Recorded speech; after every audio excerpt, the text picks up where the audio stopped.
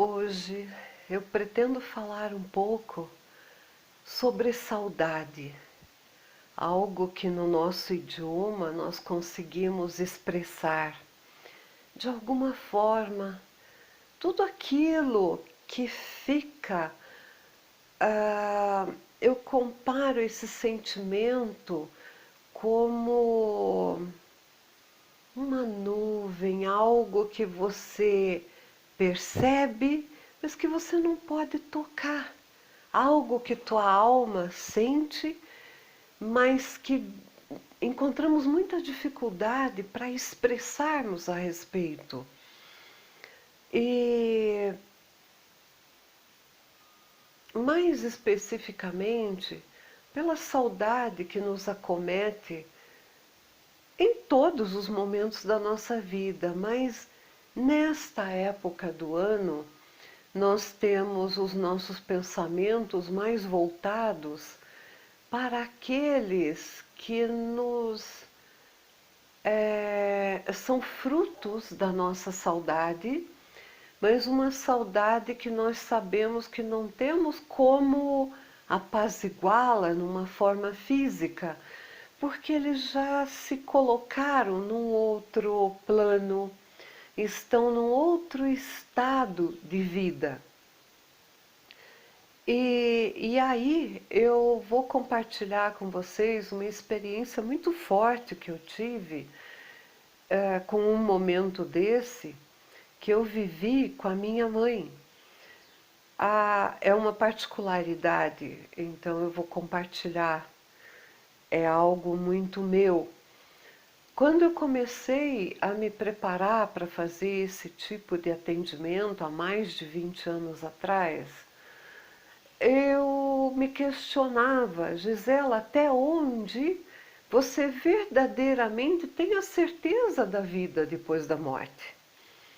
Porque é aquela coisa meio utópica, né? É uma utopia, muito embora a gente leia inúmeros livros, tenhamos inúmeros relatos, mas é algo como se não nos pertencesse. Sempre fica aquela incógnita dentro de nós, apesar de todo o conhecimento, do que realmente é a vida, essa continuidade após nós deixarmos essa dimensão. E então, após o passamento da minha mãe para o plano espiritual, exatos 3 meses depois, eu vivi uma experiência muito intensa a respeito disso.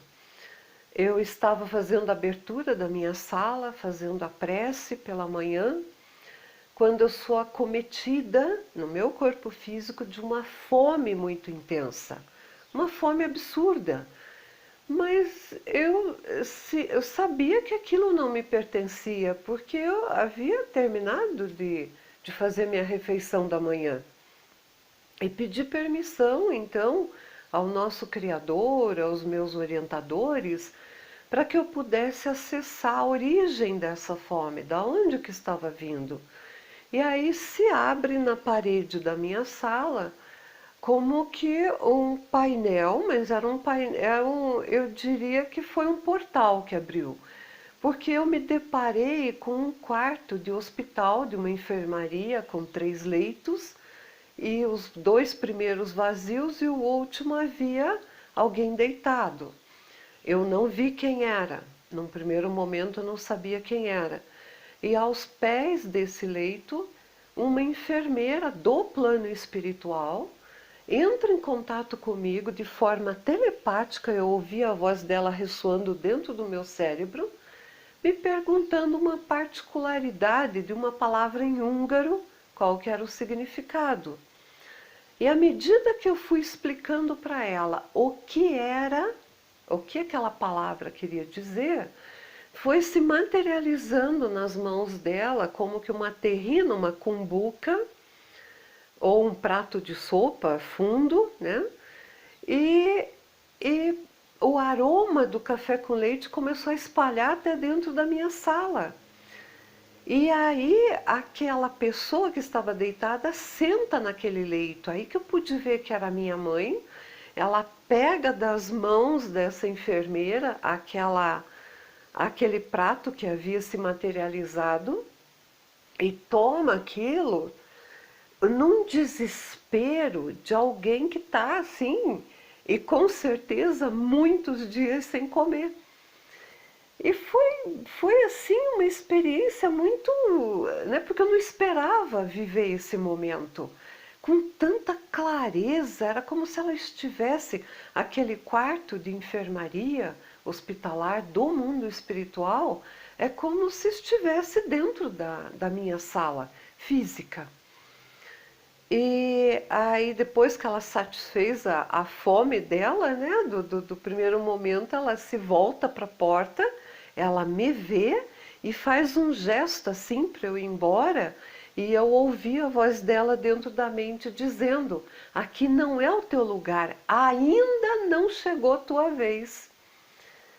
Então, meus queridos, ao compartilhar com vocês essa minha experiência, e que foi profundamente transformadora para mim, no sentido de verdadeiramente eu compreender a certeza da continuidade da vida, ou seja, a verdadeira vida que é nossa, que nos pertence, mas é no plano espiritual. Aqui, como eu já abordei em outros momentos, é uma estadia, é uma passagem.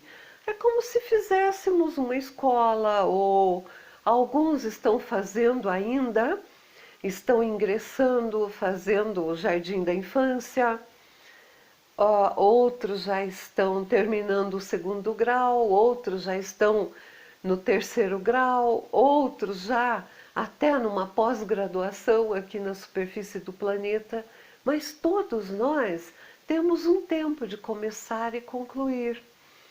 Mas essa prova incontestável da continuidade da vida, e mais, ao perceber a fome com a qual a minha mãe acordou no plano espiritual, eu pude compreender que não é porque nós nos tornamos um espírito, não vamos sentir fome, não vamos sentir calor, não vamos sentir sede, porque guardadas as proporções do contexto, aí eu digo até do nosso corpo eletrônico, né, dos elétrons, e aí entra energias e tudo mais, mas as sensações nós ainda levamos para o outro plano, porque no mínimo são quantas dezenas de anos que nós ficamos aqui, nós nos habituamos com o corpo físico.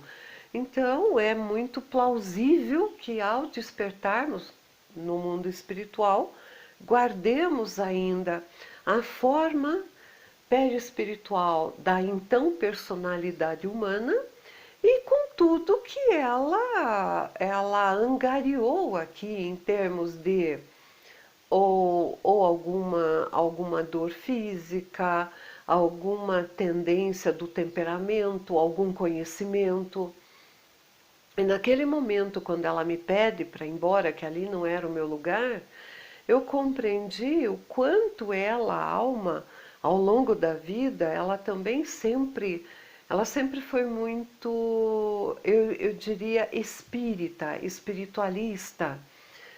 E foi fácil para ela, então, essa transição. Ela dormiu, né, entre aspas, ela perdeu a roupagem física através de um câncer pulmonar, fica internada num hospital espiritual. Ao longo desses 90 dias, eu entendi que foi se reconstruindo tudo, minimizando todas as dores com as quais ela foi levada para outra dimensão. E aí, recuperada, ela desperta no outro plano, mas consciente que estava no outro plano, mas mesmo assim sentindo fome. Então isso foi assim, muito. Eu senti uma alegria muito grande. Se é que a gente pode dizer que sente uma alegria em rever alguém que já não está mais aqui, porque me trouxe aquela certeza. Ela veio então me mostrar através disso, e a sabedoria de Deus é infinita. Ele sabia que eu precisava dessa comprovação, porque eu sempre fui muito São Tomé.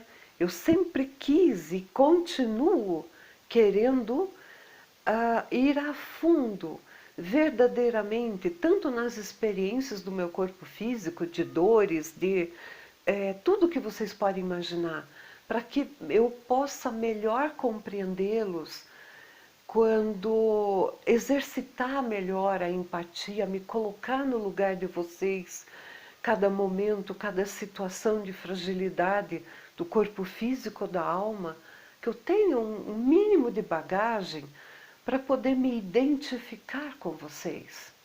Em nenhum momento eu posso carregar as suas dores, seja ela qual for, mas eu posso dizer, eu as compreendo, e vivendo elas em mim, eu utilizei deste ou daquele recurso para minimizá-las.